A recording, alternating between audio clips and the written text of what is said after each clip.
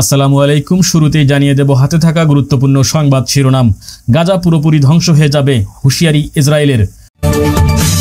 গাজায় ইসরায়েলের বিজয়ের অর্থ বাসিন্দারা অন্যান্য দেশের উদ্দেশ্যে চলে যাওয়ার আগে ফিলিস্তিনি এই ভূখণ্ড পুরোপুরি ধ্বংস হয়ে যাবে। মঙ্গলবার ইসরায়েলের অর্থমন্ত্রী বেজালেল স্ট্রমিস এই মন্তব্য করেছেন বলে ফরাসি বার্তা সংস্থা এএফপির প্রতিবেদনে জানানো হয়েছে। নয়াদিল্লিকে দাঁত ভাঙা জবাব দেওয়া হবে, হুঁশিয়ারি পাকিস্তানের। জম্মু কাশ্মীরের পেহেলগামে সম্প্রতি সন্ত্রাসী হামলার পর ভারত ও পাকিস্তানের মধ্যে উত্তেজনা চরমে পৌঁছেছে এবং এই উত্তেজনা সামরিক সংঘাতে রূপ নেওয়ার আশঙ্কাও বাড়ছে।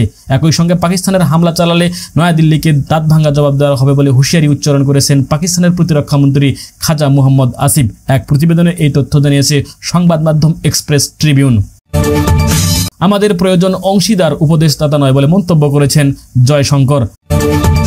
জম্মু কাশ্মীরের পেহেলগামে সন্ত্রাসী হামলাকে ঘিরে প্রতিবেশী পাকিস্তানের সঙ্গে যে উত্তেজনা শুরু হয়েছে ভারতের, সেখানে আন্তর্জাতিক সম্প্রদায়কে ভারতের পাশে থাকার আহ্বান জানিয়েছেন দেশটির পররাষ্ট্রমন্ত্রী এস জয়শঙ্কর।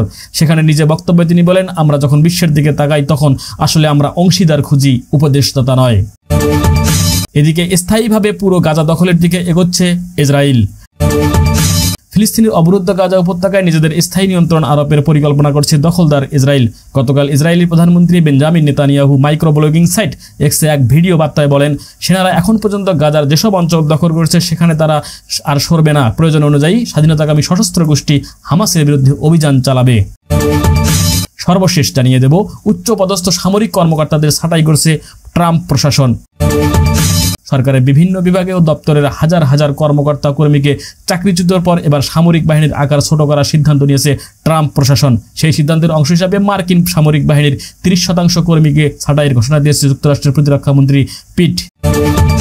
এতক্ষণ শুনছিলেন সংবাদ শিরোনাম, এবারে জানিয়ে দেবো বিস্তারিত। তার আগে অনুরোধ থাকবে, কে কোথা থেকে ভিডিওটি দেখছেন অবশ্যই কমেন্ট করে জানিয়ে দেবেন। চলুন জেনে নেওয়া যাক বিস্তারিত। গাজায় ইসরায়েলের বিজয়ের অর্থ বাসিন্দারা অন্যান্য দেশের উদ্দেশ্যে চলে যাওয়ার আগে ফিলিস্তিনি এই ভূখণ্ড পুরোপুরি ধ্বংস হয়ে যাবে। মঙ্গলবার ইসরায়েলের অর্থমন্ত্রী বেজালেল স্ট্রমিস এই মন্তব্য করেছেন বলে ফরাসি বার্তা সংস্থা এএফপির প্রতিবেদনে জানানো হয়েছে। ইসরায়েলের এই মন্ত্রী বলেছেন, গাজা পুরোপুরি ধ্বংস হয়ে যাবে। বেসামরিক নাগরিকদের গাজার দক্ষিণে হামাস অথবা সন্ত্রাসবাদ মুক্ত একটি মানবিক অঞ্চলে পাঠিয়ে দেওয়া হবে। সেখান থেকে তারা তৃতীয় দেশে ব্যাপক সংখ্যায় চলে যেতে শুরু করবেন। অধিকৃত পশ্চিম তীরের একটি ইহুদি বসতিতে সংবাদ সম্মেলনে এসব কথা বলেছেন ইসরায়েলের অর্থমন্ত্রী বেজালেল। পশ্চিম তীরের একটি বসতিতে বসবাসকারী স্ট্রমিস ইসরায়েলের বর্তমান সরকার মেয়াদকালে গাজাকে আনুষ্ঠানিকভাবে ইসরায়েলের ভূখণ্ডের সঙ্গে সংযুক্ত করা হবে বলেও আশা প্রকাশ করেন। তিনি বলেন, ইসরায়েলের সঙ্গে গাজাকে সংযুক্ত করার কাজ আগামী বছরের শেষের দিকে সম্পন্ন হতে পারে। তিনি 1967 সালের ইসরায়েলের দখলকৃত পশ্চিম তীরের সংযুক্তিকে ইসরায়েলের নেতাদের জন্য অন্যতম গুরুত্বপূর্ণ চ্যালেঞ্জ বলেও মন্তব্য করেন। ফিলিস্তিনের ভূখণ্ডে ভবিষ্যৎ নিয়ে বিশ্বজুড়ে উদ্বেগ থাকা সত্ত্বেও সম্প্রতি ইসরায়েল সরকারের প্রভাবশালী কর্মকর্তারা পশ্চিম তীরকে ইসরায়েলের সঙ্গে সংযুক্তকরণে জোরালো পদক্ষেপ নেওয়ার আহ্বান জানিয়ে আসছে। ইসরায়েলের অধিকৃত পূর্ব জেরুজালেম ছাড়া পশ্চিম তীরে 30 লাখ ফিলিস্তিনি বসবাস রয়েছে। এছাড়াও ইসরায়েলের অবৈধভাবে গড়ে তোলা বসতিতে প্রায় 4,90,000 ইসরায়েলি বসবাস করছেন, যা আন্তর্জাতিক আইনে বৈধ নয়। জম্মু কাশ্মীরের পেহেলগামের সম্প্রতি সন্ত্রাসী হামলার পর ভারত ও পাকিস্তানের মধ্যে উত্তেজনা চরমে পৌঁছেছে এবং এই উত্তেজনা সামরিক সংঘাতে রূপ নেওয়ার আশঙ্কাও বাড়ছে। এমন অবস্থায় নিয়ন্ত্রণ রেখা বরাবর সম্ভাব্য ভারতীয় হামলার বিষয়ে সতর্ক করেছে পাকিস্তান।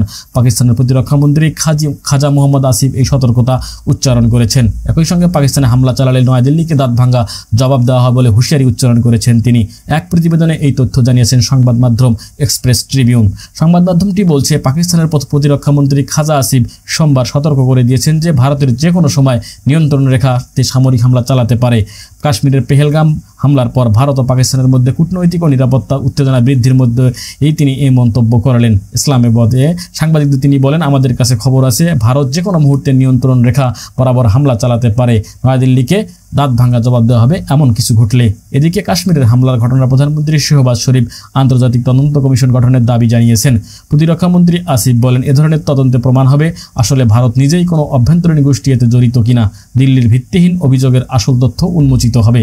ভারতের প্রধানমন্ত্রী নরেন্দ্র মোদী তার নিজের রাজনৈতিক ফায়দার জন্য এই অঞ্চলকে পরমাণু মুক্ত যুদ্ধের দিকে ঠেলে দিচ্ছেন বলে খাজা আসিফ অভিযোগ করেন এবং ভারতের বিরুদ্ধে দীর্ঘদিনের অভিযোগ পুনর্ব্যক্ত করে বলেন, পাকিস্তানের খাইবার পাখতুনওয়া ও বেলুচিস্তানের সন্ত্রাসবাদে মদত দিচ্ছে ভারত।